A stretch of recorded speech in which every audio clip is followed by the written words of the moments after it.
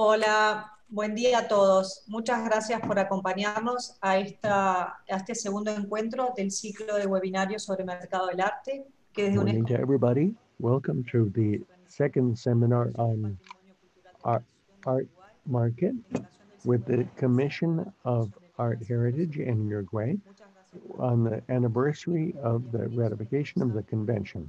My name is Maria Frick, the culture officer of this office, dealing with Argentina, Paraguay, and Uruguay. Before introducing our partners and panelists, I would like to go over some housekeeping details. We have simultaneous interpretation from Spanish to English and English to Spanish.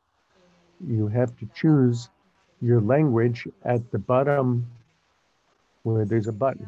If you choose Spanish, if you choose off, you'll hear the original, the floor version.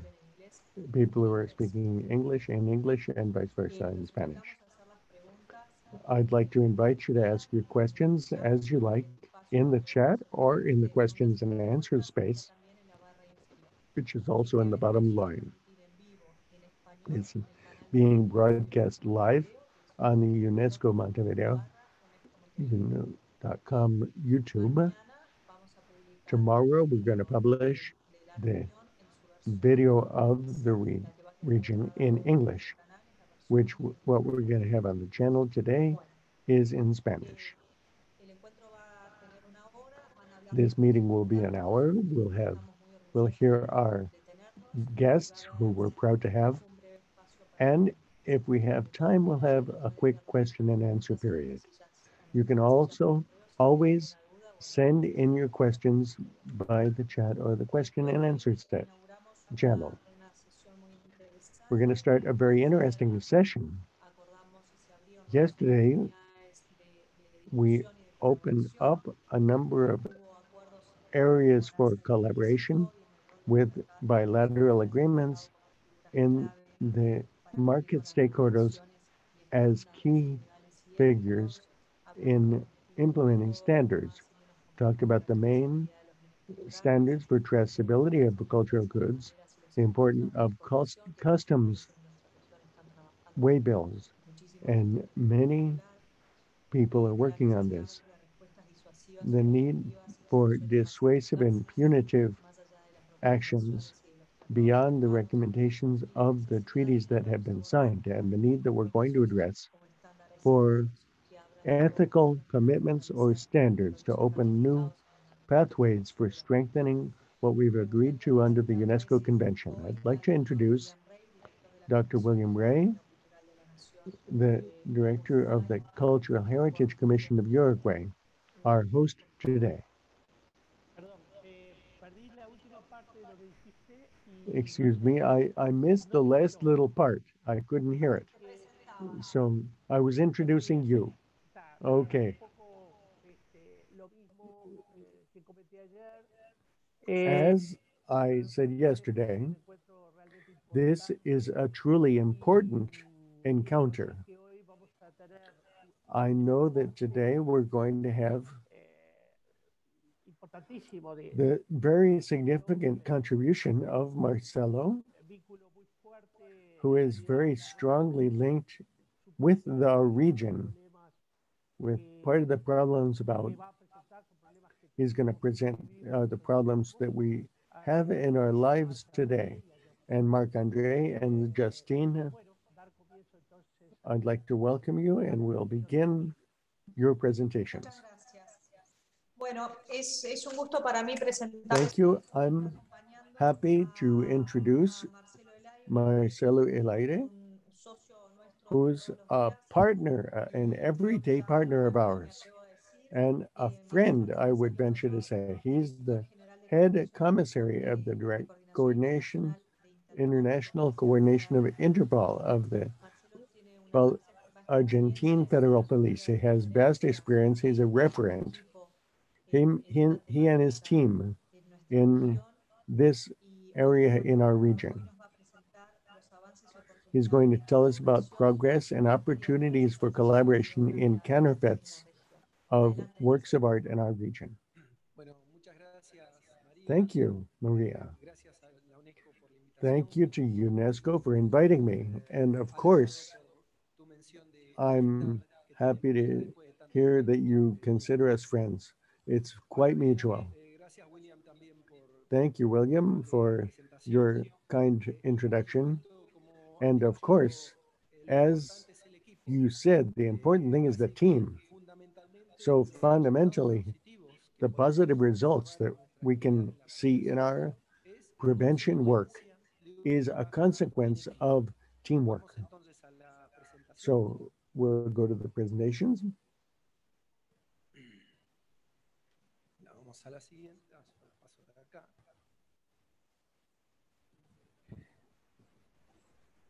Nuestro departamento Our department was created in 2003, and we are going to present some of the things that we've done regarding prevention of sales and marketing of counterfeit works of art.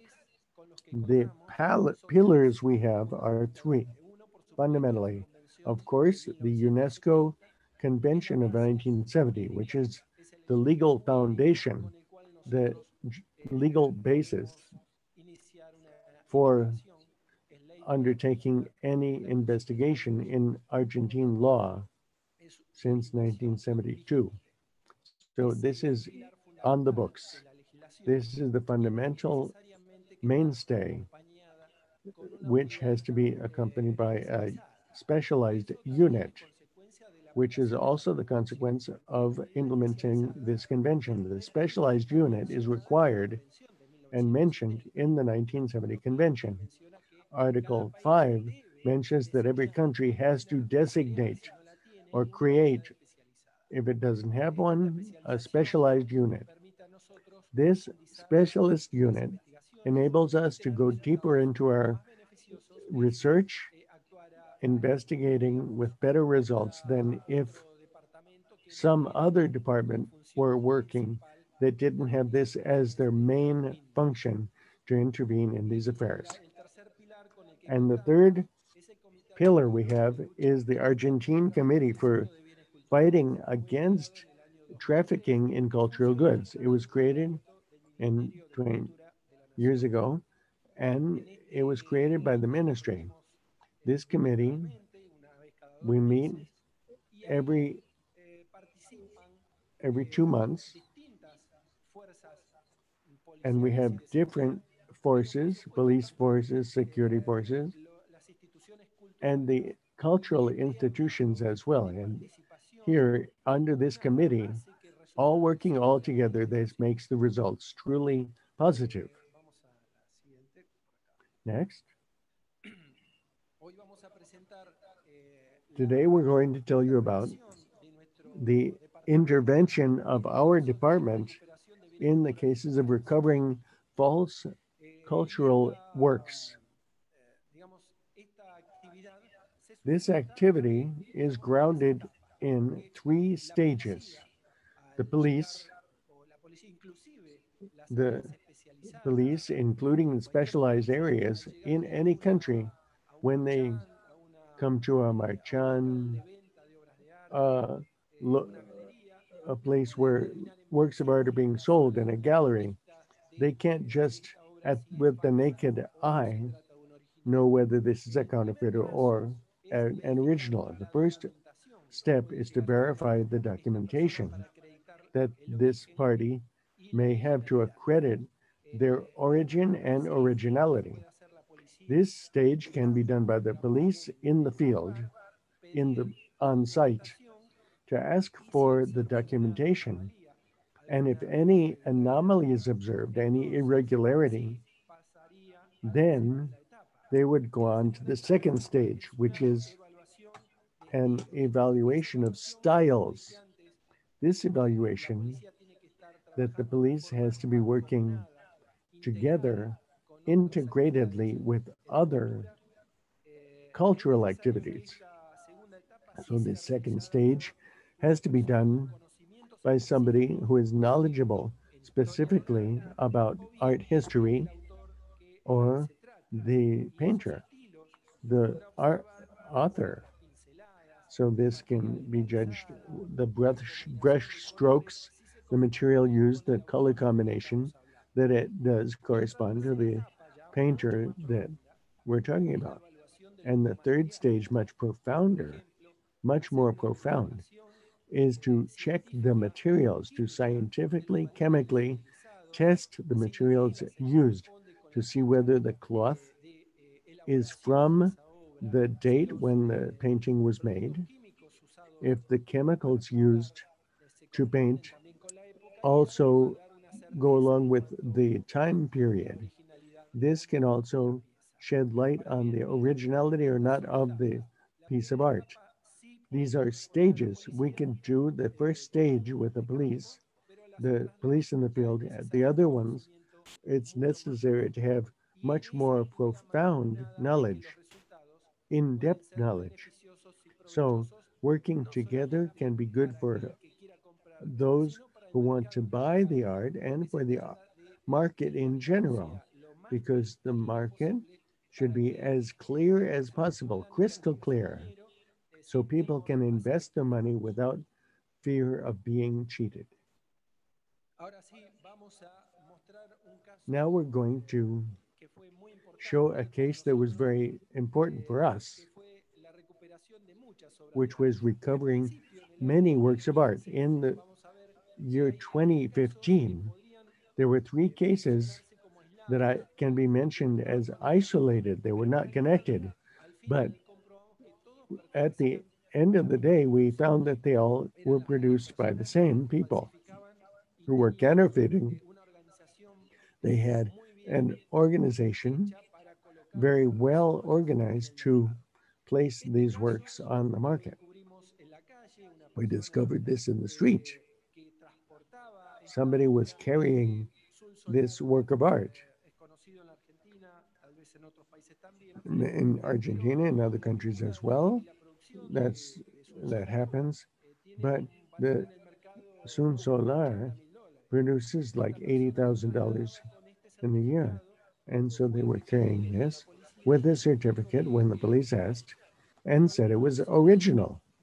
But the conditions of the lady who was carrying the work of art did not match with the quality required and the convention of good faith in Article 4, where it says that to prove good faith, you have to evaluate many circumstances, including also the quality of the dealer, if they're actually usually buying and selling art, and the price and so on.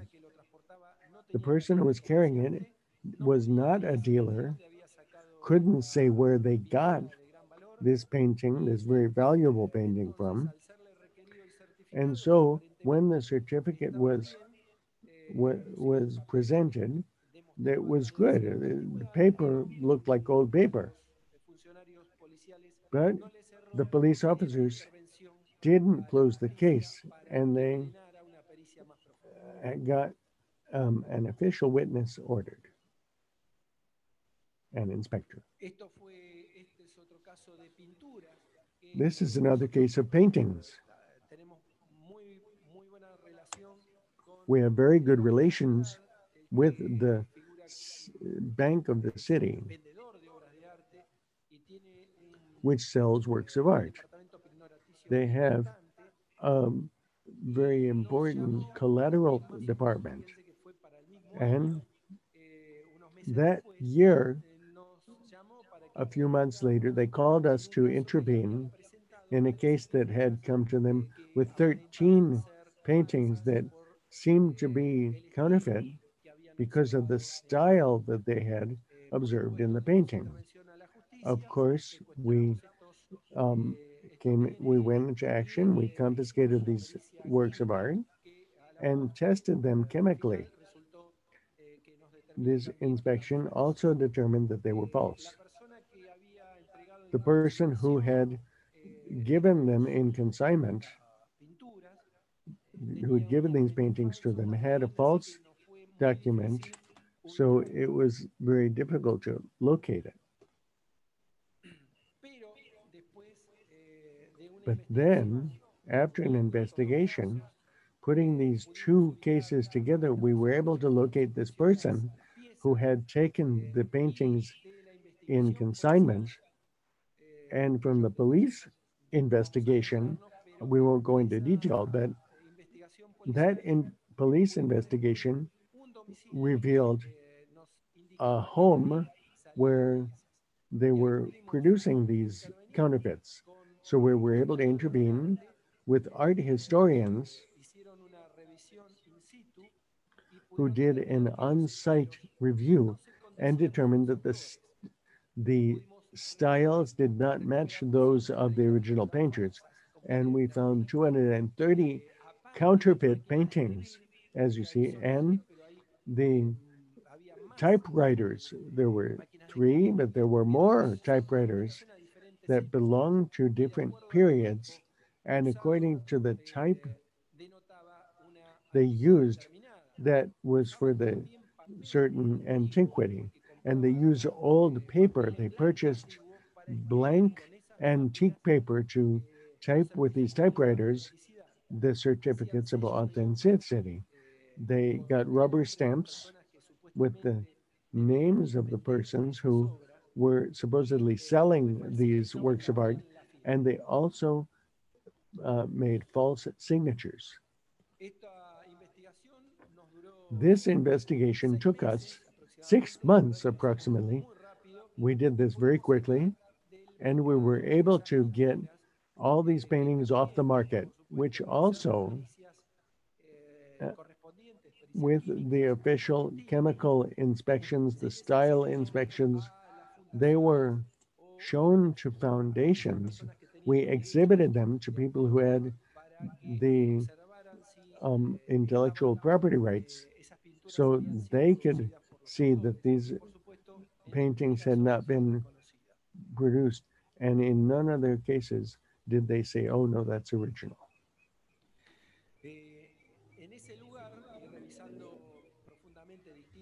And looking at different dependency of our agency, we were able to get a splicing machine for cutting and assembling the frames of the paintings.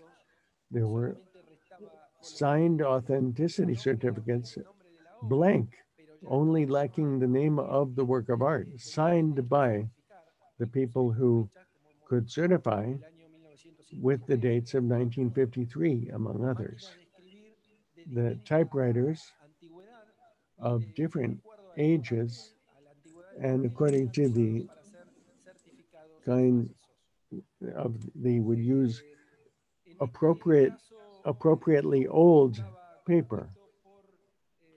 In this case, there were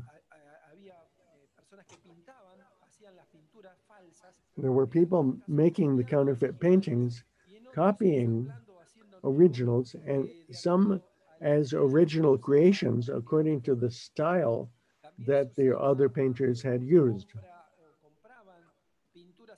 They were also purchasing much worse quality painting. They changed the name of the painter and using the same style. If a painter, Ciclye Martin, for example, would paint ships, they would find other painters who would paint with the same style and the same region, and they would change their name. And on the back,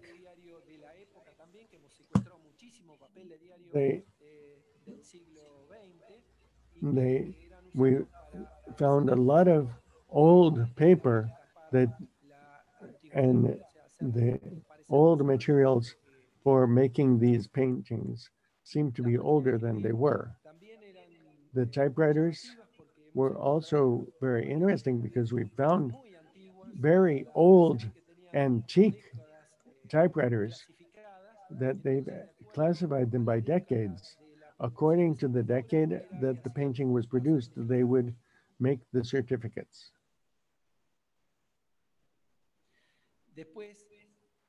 Then, digging deeper into this investigation, we found another depot with another 50 paintings, also counterfeit, that were ready to be sent to Buenos Aires province, because it's notable that these criminals had organized a system to place them, and they were making cultural presentations in different municipalities of Buenos Aires province. They'd speak with the head politician, and they would say they had works of art to show. Of course, the intendente would say, I like cultural activity, good, but is it free? And of course, they would say, yes, it was absolutely free of charge. So they would exhibit in the official municipal venue, and they would show the paintings. And some people who were locally there liked the painting, and they'd ask and buy them, judging that the municipality was giving its endorsement that these were originals. So indirectly, they had the local authorities' approval. He was not approving, but he was allowing them to show their paintings legally, even though the objects were illegal.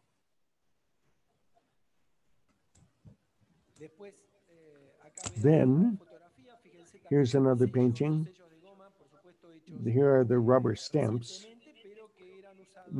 newly made, but with the names of the people who would supposedly have to be the ones certifying these works of art.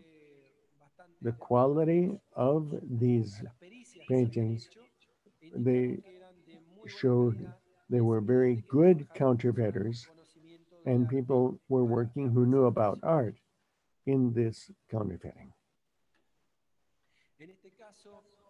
In this case, there's two paintings that are unrelated to the previous case, but these were seen by relatives of the painter who saw them in different galleries, and so they denounced them to the police.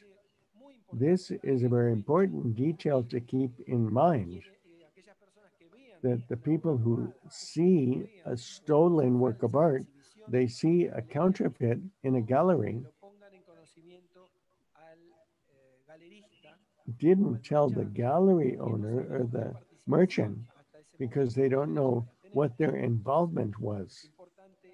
So it's important that they told the police to make sure that there is the property and then investigate it to see what involvement the gallery owner had.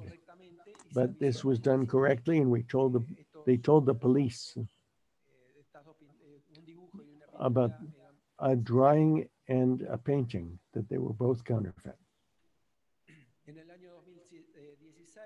In 2016, we seized another 55 counterfeit paintings from different painters with the same system as the previous ones. They were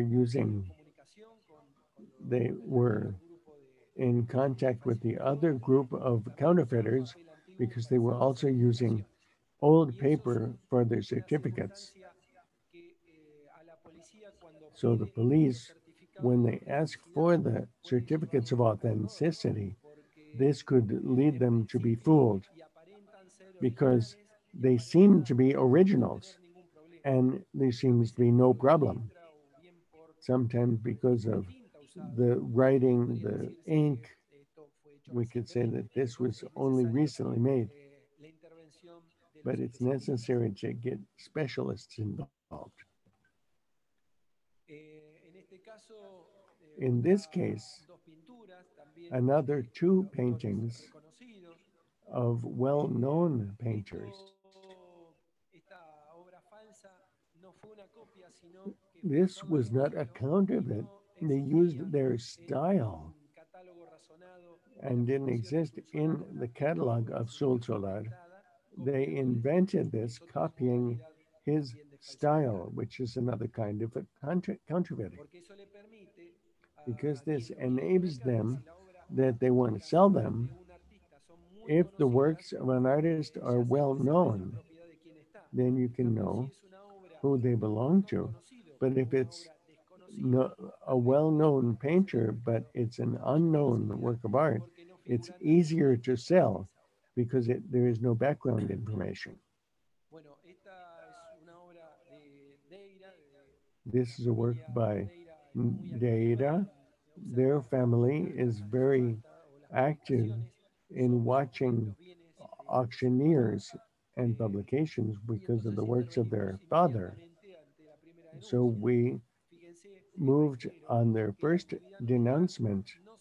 Our activity would not be possible without the activity of different stakeholders, specialists, art historians, archaeologists, and the public at large who, when they see a painting that's counterfeit or stolen, to tell the police so that we can make the market clearer.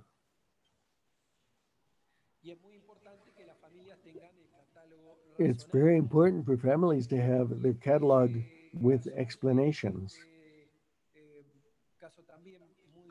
This was also a very well-known case in Argentina because these are two painters who are relatively recent. There are many of the 37 paintings, many well-known painters. And in this case, they were copying directly using the style and copying original works.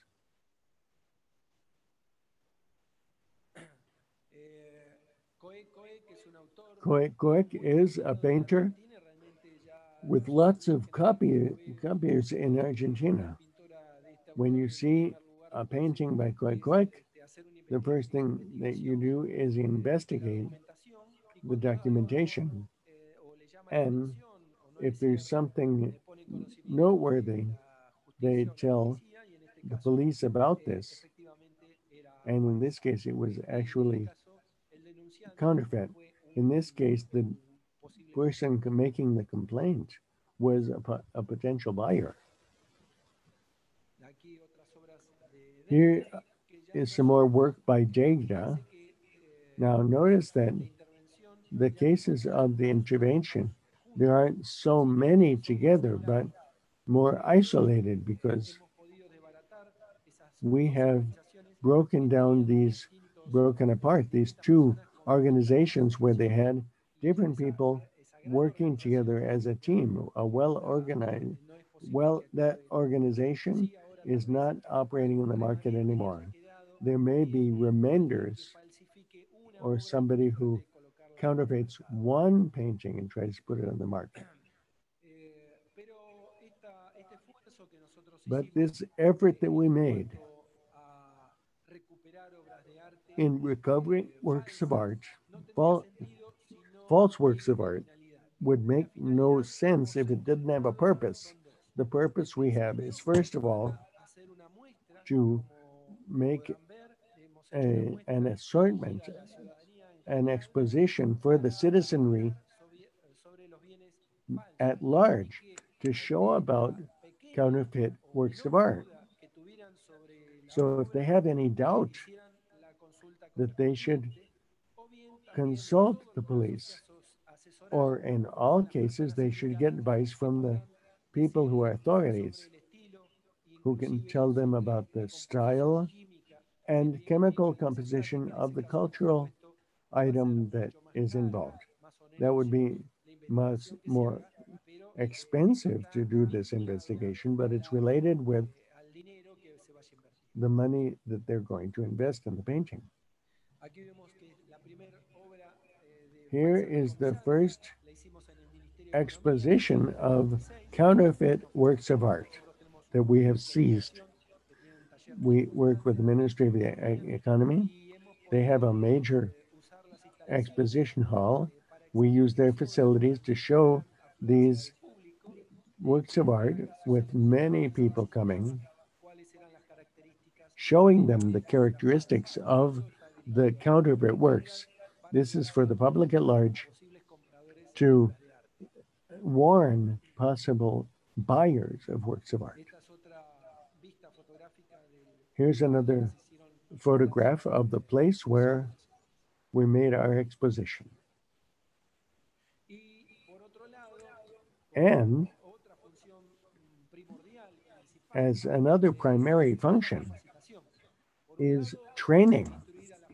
On the one hand, to instruct people, society at large, about the possible swindling. They may be cheated if they purchase something without studying it. And for the police force, the security forces, to show them what elements they should require to verify whether an art is counterfeit or not. To be sure, as I said, to involve chemical inspection. But to do this, we need to ask for the documentation and if possible, to get an art historian to do the investigation of style. In the course that we did in 2019, you can see Maria is radiant in the center of this photo. We had over 100 people, police officers from the entire continent, with great repercussions. And we were able to share experiences in the activity of preventing illicit trafficking in cultural goods. And these special cases that we've been able to recover, they were able to see on site the counterfeits, to touch them, to see personally what characteristics make a counterfeit work of art suspicious. This course was very good and with very favorable responses because other countries in our continent have replicated this, and we've been happy to share our experience. This is in Villa Ocampo, where UNESCO generously lent us for the close of the meeting that we do every year. This year we didn't because of the pandemic, but we hope that by next year we will again reach this venue. So again, thank you, Maria, for UNESCO's collaboration for the police in our continent. That was my presentation. I'd like to thank you for attending virtually, and I'd be happy to answer any question you have. Thank you, Marcelo. Thank you for mentioning us. This is cooperation that we've had for years underway and which we are making stronger, involving stakeholders from different countries. We also have a course with the Ibero-American School of Police Officers in the Americas, people who work in the police force. This is complementary to the courses that Interpol holds, which we support. I would like to now introduce you our following talkers, Professors Marc-André Renold and Justine Ferland, both from the Art Center in the University of Geneva, where they're teaching from the UNESCO chair. They're going to talk about due diligence in the art market, lessons learned from Swiss legislation and international law, the Responsible Art Market Initiative. Please, Marc-André and Justine. Thank you very much, Maria. And it's also a great pleasure to be with you. I will initiate my slides. As you said, the work is always teamwork. And our colleague Marcelo just said that before, and I would like to say the same on my side as well. Teamwork is of the essence.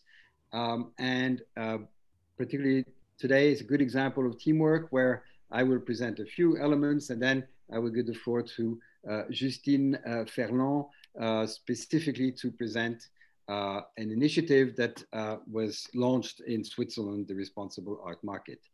On my side, I will very quickly say a few words on due diligence, which is a concept that we hear a lot about, and already also referred to by Marcelo, the question of good faith. So due diligence, I looked at the dictionary, Black's Law Dictionary, and you can see that it is a measure of prudence. And it speaks of a reasonable and prudent person. Actually, I added person because the definition says man, but I think we should now, of course, have it much more broad and gender neutral. And also the particular circumstances are an element which is to be taken into consideration. So if we talk briefly about Switzerland, which is, as you've heard already yesterday, an art market and also art transit state.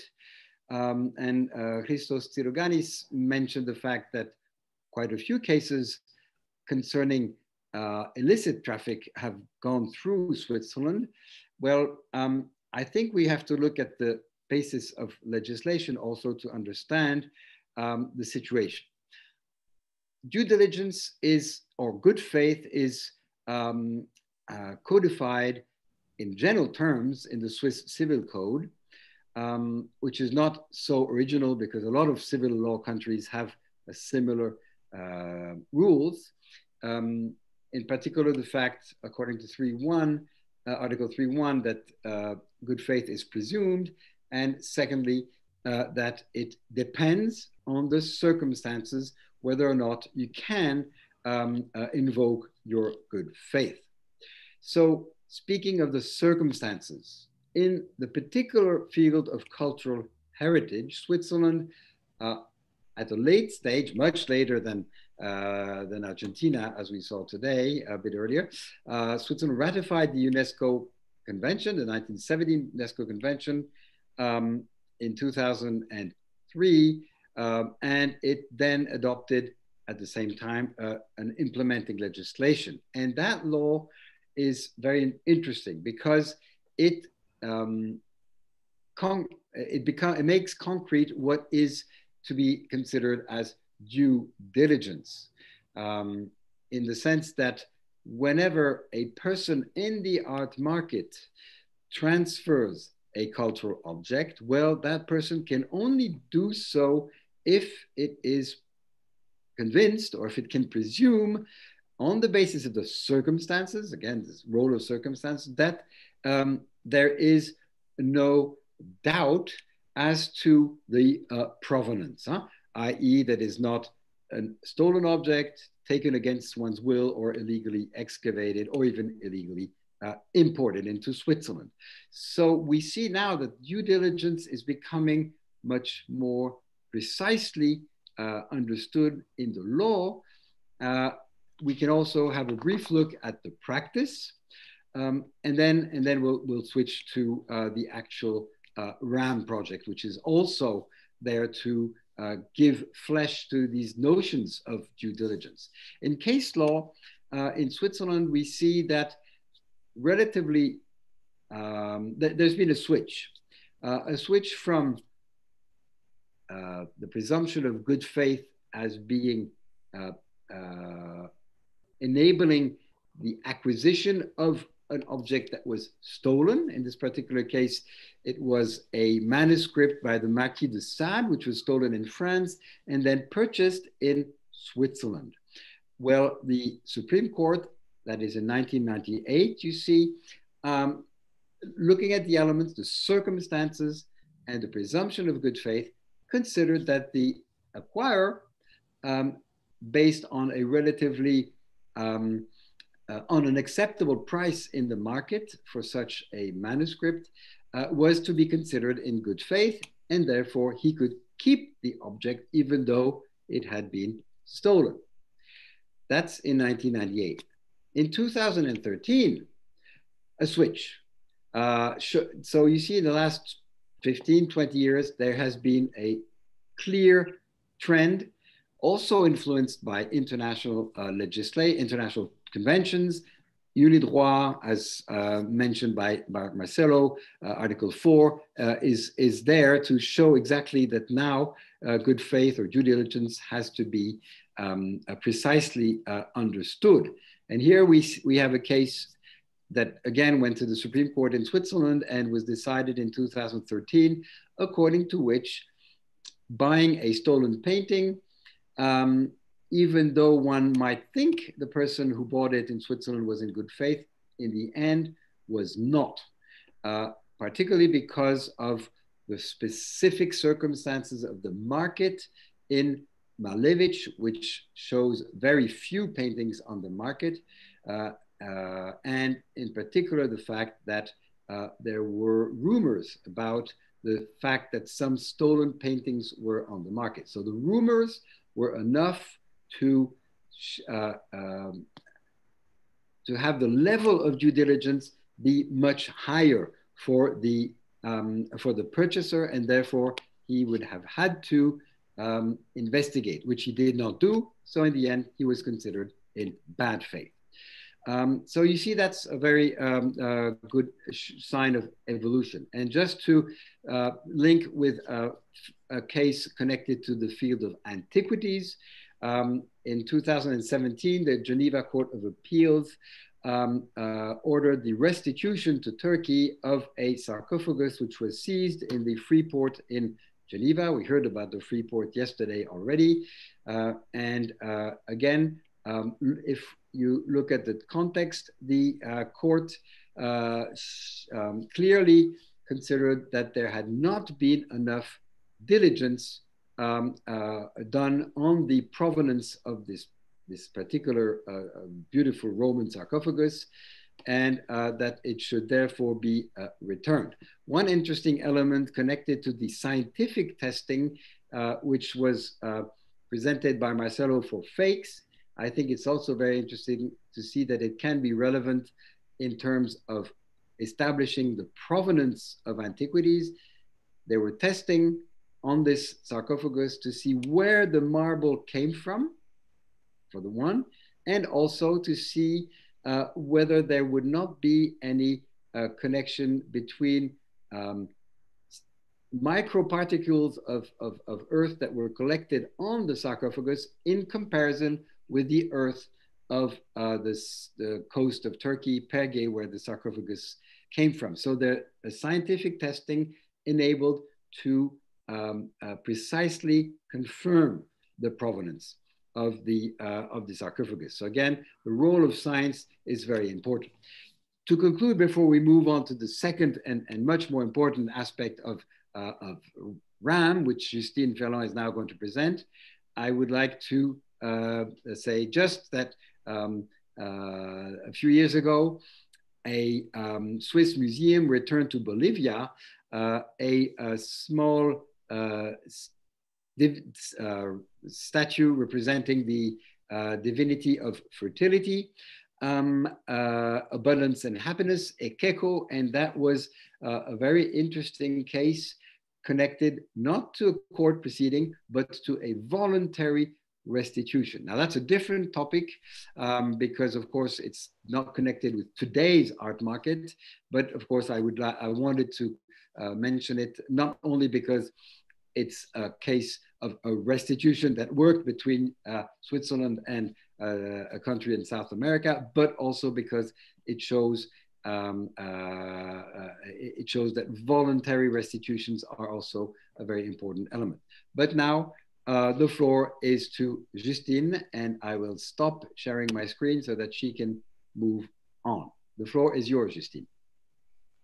Thank you, Marc-André, and thank you to the UNESCO office in Montevideo for inviting me to speak today about the Responsible Art Market Initiative. I will be sharing my screen.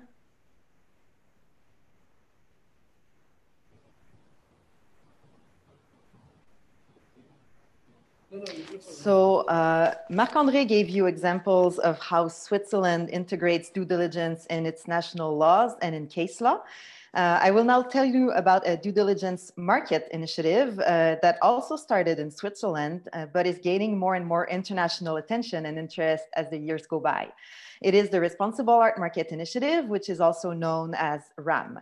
Now, RAM is aimed mainly at the art market actors, and I know that some of you are listening today, so I think that's great, and I hope that the initiative will be of interest to you. However, I believe that the initiative is also relevant to policymakers, to lawyers, to governmental authorities, as the goal is to highlight the best practices in the market. And as such, the initiative can provide helpful tools and inspiration to reflect on future policies, on laws, on ways forward to make the market a more transparent place and to curb illicit trafficking. A few words about RAM's mission. As stated on our website, we want to raise awareness amongst art businesses of the risks faced by the art industry and to provide practical guidance on establishing and implementing responsible practices to address those risks. Now, what does that mean concretely? Alessandro said it yesterday, the vast majority of art market players are honest and they aim to trade in full compliance of all the applicable laws. Yet, as we know also, the existing laws are not always sufficient to actually prevent being implicated without knowing it in art crimes, in money laundering, in illicit trafficking. Nor do they allow art businesses to fully manage their operational and reputational risks when they deal with artworks, especially now that the art world is becoming so globalized. And what RAM aims to do is to identify, share, and encourage the responsible practices which already exist within the art market. And this allows the art businesses that choose to adopt these practices to reduce their risks when they conclude a transaction. It also increases public trust in the market, and it helps combat negative public perceptions. What is RAM exactly? It is a not-for-profit initiative by the art market for the art market that was born in Geneva. And one of our biggest strengths is also, I would say, teamwork, which seems to be a key word today, because our advisory board members span the entire spectrum of the art market. So we have galleries, we have auction houses, dealers, free ports, lawyers, academics, public prosecutors, insurers, appraisers, and art finance industries. And this way we can ensure that the issues that we cover are addressed in a holistic way and from various perspectives. We also have 2 regional committees so far in the UK and in New York who will help disseminate RAM's message within these very active market jurisdictions. And as I said, our goal is to foster dialogue and debate on the risks and issues that affect the art market. And for that, we propose a compendium of the existing best practices that we have identified and synthesized following extensive discussions and working sessions with various experts in the market. And so far, these compilations have taken the form of guidelines or toolkits. We encourage art businesses and individuals to incorporate them in their practice, and we also give them practical guidance on how to do so. Our documents are meant to be practical and accessible to the entire market, including the smaller businesses, the individuals, and the collectors who do not necessarily have the financial resources to have compliance departments or expensive legal advice for each transaction. We also strongly encourage contributions. We submit our draft guidelines to public consultations, and we reach out to key art market stakeholders before we publish them so that we can have the best final product possible. Anybody is welcome to participate because the public consultations are launched through the newsletter. So if you're subscribed, you'll have the opportunity to review the draft and to contribute before we finalize it.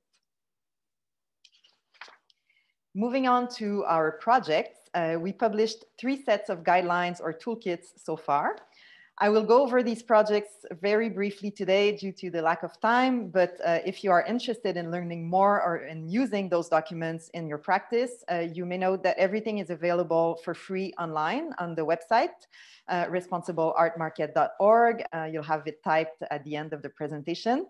And we also have Spanish versions of the guidelines and toolkits that are now available to download, thanks to the team at the UNESCO office in Montevideo, who kindly undertook this translation to make the documents more accessible in your area. And we are very grateful for this collaboration, and we hope that it will be helpful to disseminate the message further. And of course, just a little legal disclaimer, the RAM documents are not meant to replace legal advice. Of course, each country has its own laws and regulations that the art businesses should abide by. And we do not aim to cover that. So we only really compiled best practices from a more practical point of view. So you should always ensure also to comply with laws. Moving on to the first project, which were the guidelines on combating money laundering and terrorist financing.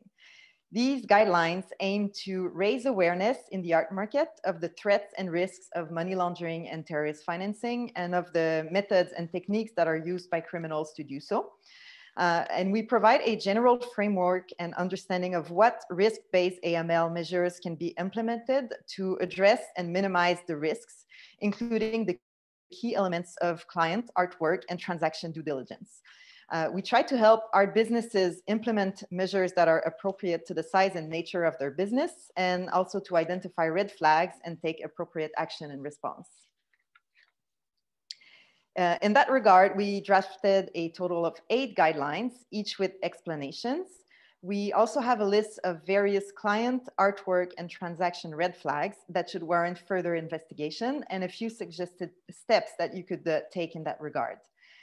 Just to give you one example, with regard to client due diligence, we will invite you to consider a series of steps to help you identify the client, identify the beneficial owner of the transaction, and identify potential client red flags.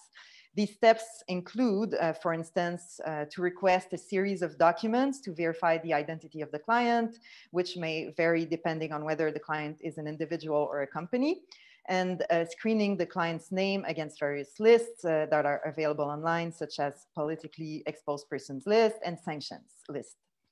Now, if red flags are present, we will not tell you not to go forward with the transaction. That's not our mission, but we will give you guidance as to which additional questions or inquiries you could make to ensure that the client's activities do not raise money laundering or terrorist financing concerns.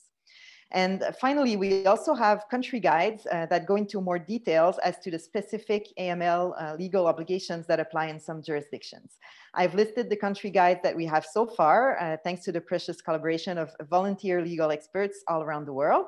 And if some of you who are listening today are legal experts in other jurisdictions and would like to contribute, of course, we welcome that, and you're invited to reach out to me. You'll have my contact info at the end of the presentation. Moving on to the second project, which is the Art Transaction Due Diligence Toolkit.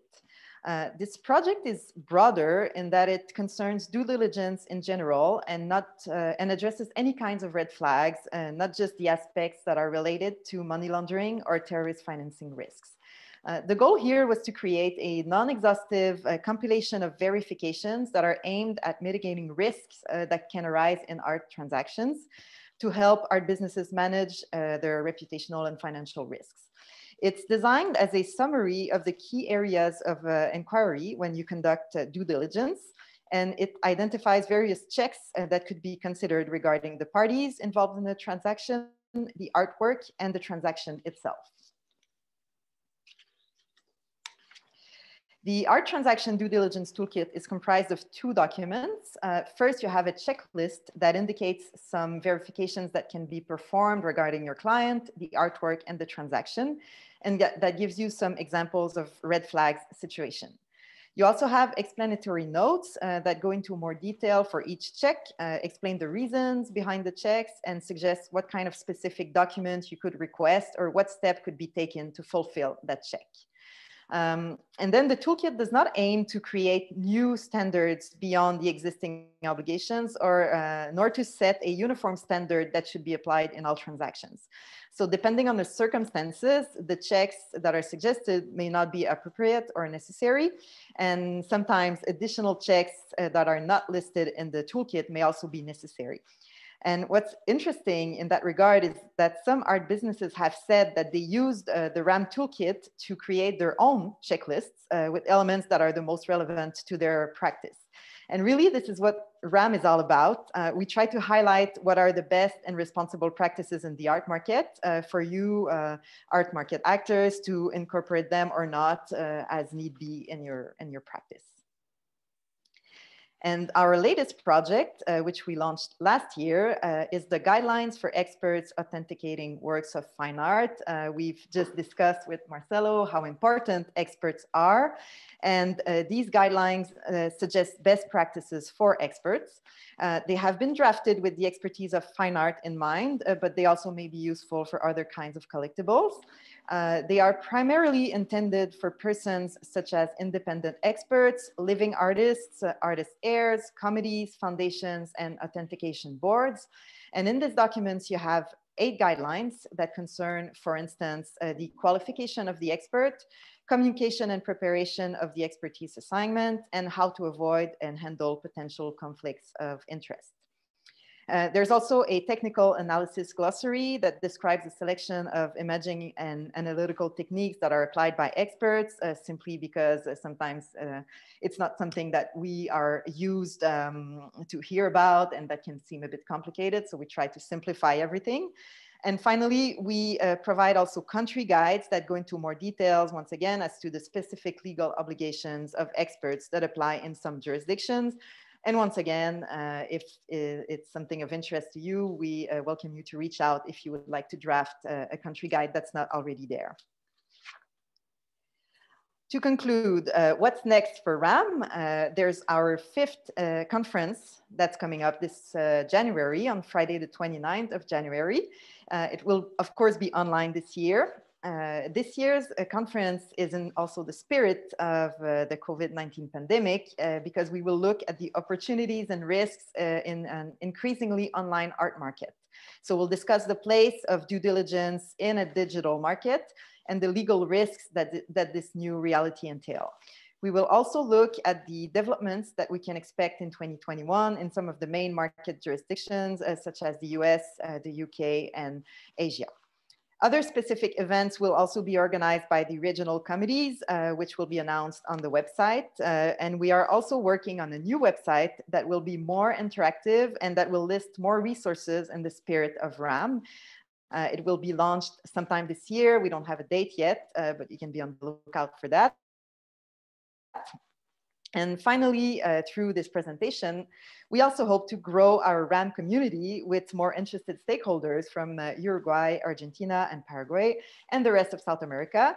We invite you to have a look at the website, the document, get inspired by them, use them in your practice, adapt them if you need, and also finally to subscribe to our newsletter if you would like to be kept informed of the latest developments, and of course, contact us if you would like to learn more. Thank you very much, and feel free to contact me or Marc-André if you have any question with regard to our presentation, which we might not be able to answer today. Thank you.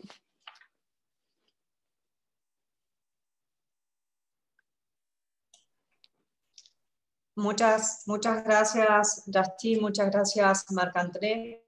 Creo que vamos abordando. Thank you, Justine, and thank you, Marc-André. This is such a complex area that this involves so much discussion and more projects. I'd like to remark that, as Justine said, they're going to publish the due diligence kits on their website. They'll also be linked on our website to theirs. To everybody who is here on Zoom, we have your data and we can send you the link. And also, we're going to make this available in UNESCO Montevideo on YouTube. Before calling for questions, I wanted to mention that what you've been talking about has to do with the Commission for Ethics in Works of Art that my colleague from the headquarters was here with us today and will be speaking tomorrow. As Justine says, this has a lot to do with the Moderata recommendation from the due diligence against fraud, which is our largest online commission for this area. They're going to speak tomorrow, and I think this will be a rounding close for our 3 seminars. I'd like to give the floor to anyone who would like to ask a question. You can send in writing in the chat or in the question and answers. And meanwhile, Willie, do you have any comments?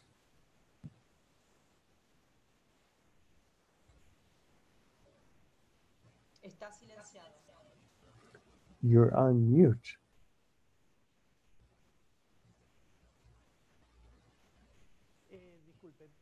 Sorry. I think this has been very enlightening, the due diligence concept that Marc-André and Justine are sharing with us. This is a concept that we must incorporate into the art market in our countries.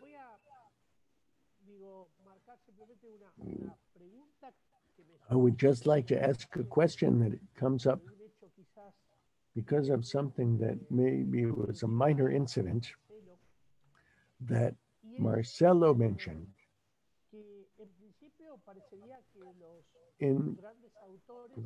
At the outset, it seems that the stakeholders are counterfeiters because we're talking about very expensive works of art and healthy profits, high amounts. When we talked about the different kinds of stakeholders, the fellow who painted the correct counterfeit, he gets counterfeited a lot. He's made a lot of paintings, but they're not very expensive. So maybe there are times for counterfeiting. And it seems to me that it has to do with the linkage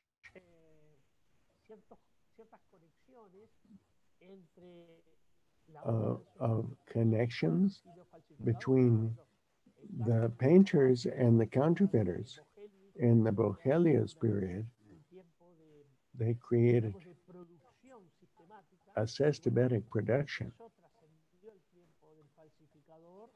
This is still a factor where he was painting while Figari was painting while the counterfeiter was making false paintings. So not always the most expensive painters are being counterfeited. Actually, this depends on a lot of factors. One is if the painter or the family or their foundation has an inventory of the paintings that the painter made. To have a catalog with explanations. This curbs counterfeiters. If the foundation has published the catalog to include a new one, they have to go through a new procedure. If it's not original, it will be rejected. So it's a very important factor. Another factor is if it's a very prized work of art, you can investigate on internet who made this painting and where it has to be. So it's not the great masters. So that's why they choose less famous painters. And this makes it possible to invest some money without doing prior investigation. What counterfeiters play with is they want to sell it immediately without raising the suspicions of the potential buyer. So this is how they choose what painter to counterfeit.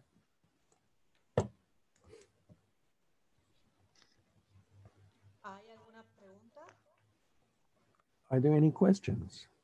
No. Sí. Marc-André, adelante.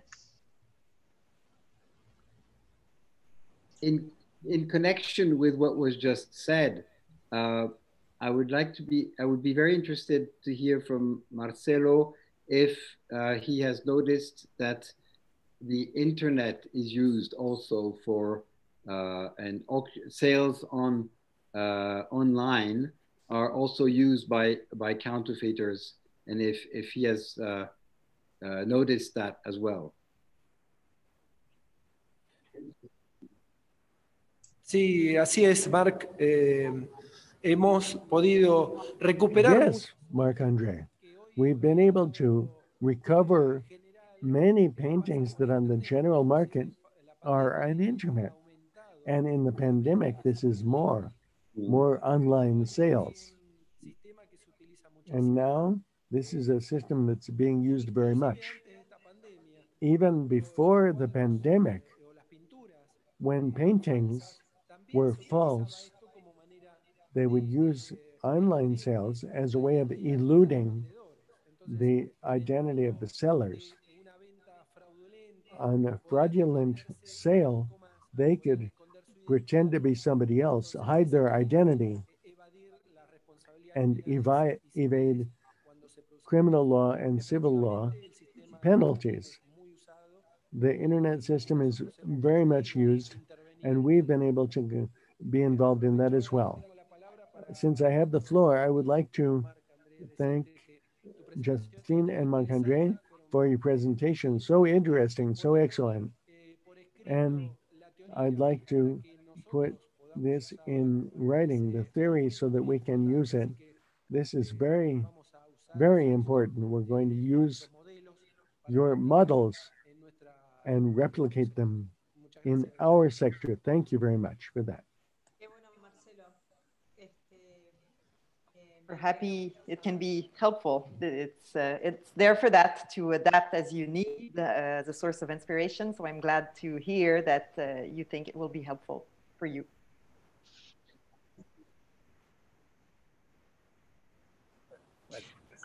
Tenemos una pregunta, si les parece, vamos a darle la palabra. We have a question. We'll give the floor to Elena. Would you like to introduce yourself and ask personally? Hola, buenas tardes. Soy Elena Sacone, soy arqueóloga y integro la comisión directiva de la Asociación de Arqueología del Uruguay, ARCUA. Y me interesó mucho las presentaciones de Marc-André y Justine. Muchas gracias a todos. Y sobre todo me gustaría saber si tienen algún tipo de lineamientos para piezas de arte o arqueológicas que no sean comerciables. Y cómo marcar el límite cuando es en realidad una zona de grises. Okay, I'm not sure I understood. You want to ask a clarifying question? She's asking about what about, I don't know. Sure, perhaps I can say a few words, and Justine, you would like to add. My understanding is that the concept of due diligence, as it is embodied in the law, but also in the definitions and the fine-tuning that you find in the RAM project, apply to all types of works of art. So not only the contemporary art, but also antiquities. Of course, the field of antiquities has very specific issues. One of them being the question of provenance for antiquities that have been illicitly excavated from in the state of origin. That's, of course, something very specific in the field of antiquities, which I very quickly mentioned with the case of the sarcophagus. But the issue of due diligence is applicable there as well.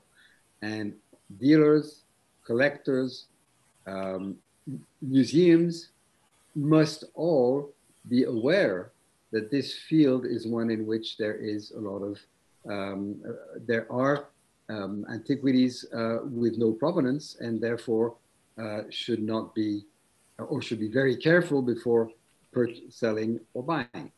So I believe that the concept of due diligence is very important in that field as well. Okay, thank you very much. You would like to add something? I think you said it all. We have tried to draft the checklists and guidelines in a general way so that it can be applied to any type of object or transaction. Of course, if you look at the documents, not sure if you had the chance to look at them already, maybe you'll find that some of the checks are not necessarily relevant for archaeological objects, for instance, but some others might. And of course, we're always open. If you look at the documents and you think that some important questions or elements are missing, you're welcome to tell us so that we can also adapt the guidelines and make them even broader. But at the onset, we do cover all types of cultural objects, and it's not only artworks. Okay, thank you. María. Sí. No, me gustaría más que nada alguna reflexión sobre fenómenos que pasan. I would like to share a reflection about things that happen here in Latin America quite often. As you know, in Latin America, pieces disappear that are in chapels, lost in remote places in the Andes, or in a place with very little population. In Latin America, inventories are behind. So I think a factor that could help us very much, that there are pieces that are stolen that have not been photographed or poorly photographed, is to try to overcome in the places of heritage interest and museums. Often people are prohibited from photographing because I understand that when a piece is more photographed, then it's safer. But in many places, in Europe, they also do this, where they don't allow people to make pictures. If people take a lot of pictures, I think this makes Interpol's work easier, so everybody's sure that this piece has been well photographed. So I think that we should do that. We should eliminate the prohibition of photography. And along with that, this has to be more accessible. The lists of disappeared, stolen items. The Interpol and so on have lists of stolen goods, but those lists have to be broadly disseminated beyond just the police realm or security authorities. They have to have more dissemination because private parties by in good faith or in bad faith, but the possibility of discovering these pieces and knowing that the counterfeit is because the person has seen that list of the stolen items. So I think UNESCO could help us significantly to generate the possibility to know what works have been stolen and to quickly identify them.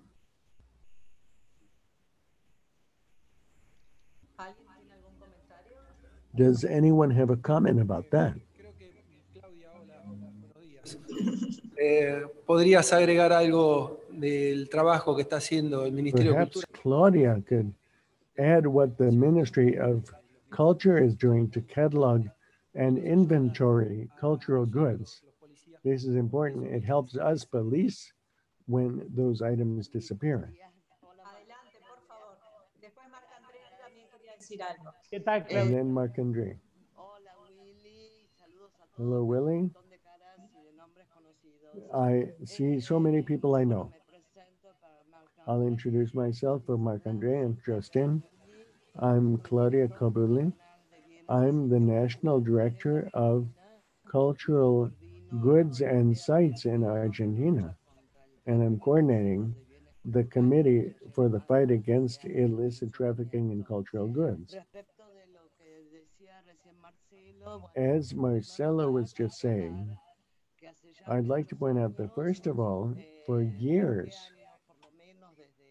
at least 20 years since we began working together with Marcelo, the Ministry of Culture of Argentina has adopted a provision that obliges all museums and institutes that are custodians of cultural goods to prove the origin of the goods that they're going to have in their heritage as donations, as transfers, as legacies or purchases. And if there's any doubt about the legality of their origin, not just to buy them, but also to make a complaint. Marcelo will remember that we did this several times when there was a doubt about the origin of these goods. For years, we've been implementing an open system, not just for museums, but for everyone, public and private organizations that have collections of cultural goods under their responsibility. The way they disseminate and protect is to let us know what we have and make this available to all sectors of the public population. We just brought a new norm a month ago, forcing people to all public institutions to make a catalog of their cultural goods and give them to the Ministry of Culture on digital support medium to make it available to the public, because this is a service for citizens and for researchers. If I may, I would like to ask Marc-André and Justine about due diligence.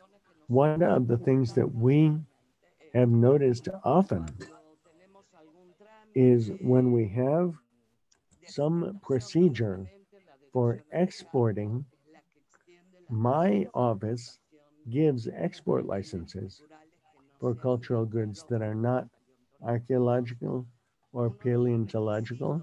One of the requirements that we have is the exporter or applicant has to present the historical origin of the piece. And so we look at the Interpol databases in Argentina and internationally that item has not been denounced as stolen. So collectors, professionals, and people who are used to working in this, they have all that documentation about the historical origin. We are always saying that they are, as long as they're not archaeology or paleontology. But most exporters are not always collectors or auction houses, auctioneers. These are people who all the information they have is that my family had this. Often we have a problem because there isn't the documentation of the historical origin. So it's difficult to establish the legality of their holding of that art. But we have in the legislation for importing and exporting, it talks about the principle of good faith, with which we can't say there are no complaints. It's not been denounced as stolen. This is the most important thing. We often find that many of the works of art have not been reported stolen. And so Marcelo can certify this. Many of the stolen items are not denounced as stolen. So this makes it hard for us to find them in the databases because they're not reported. And there isn't any background on the historical origin. That's the question. What can we do about that when people don't report they're stolen? Well, I would say, if I may, that it is always now to the purchaser to ask the right questions. So if you have a stolen item, but that there is no evidence, of course, it's going to be difficult. But the purchaser must at least be diligent, ask the questions, check what can be checked. But of course, in French, we say, à l'impossible, nul n'est tenu. You can't ask someone to do the impossible. So, of course, if there is no evidence of the theft and that in the end it is purchased, the only, there is no legal recourse unless, of course, the person is caught. But I think the due diligence, as any concept in law, has its limits. So that is unfortunately one of the limits.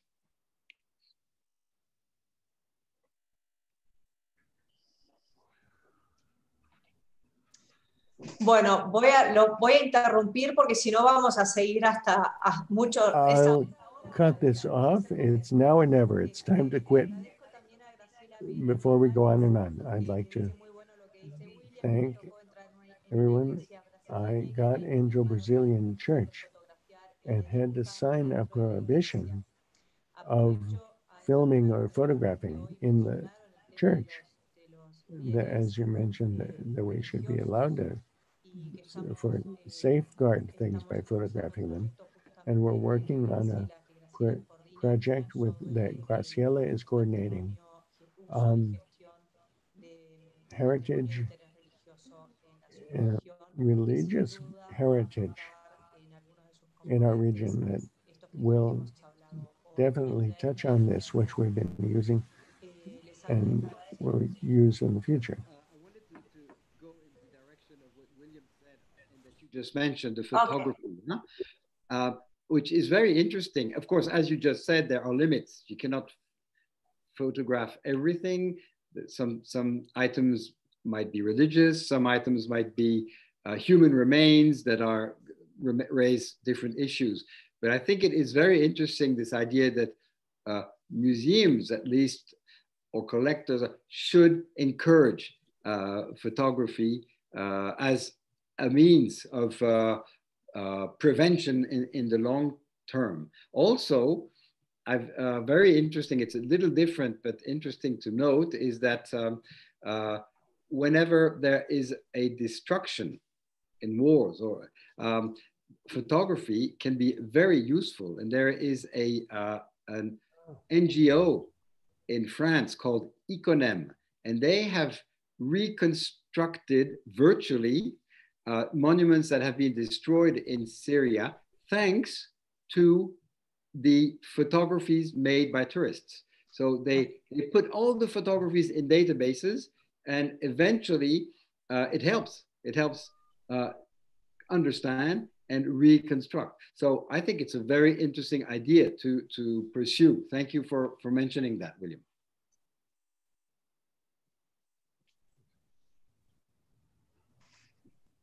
Eso trataremos entonces. Muchas gracias nuevamente. We'll try. Thank you again. We'll see you tomorrow in our last but not least meeting. Thank you for your time. See you tomorrow. Gracias.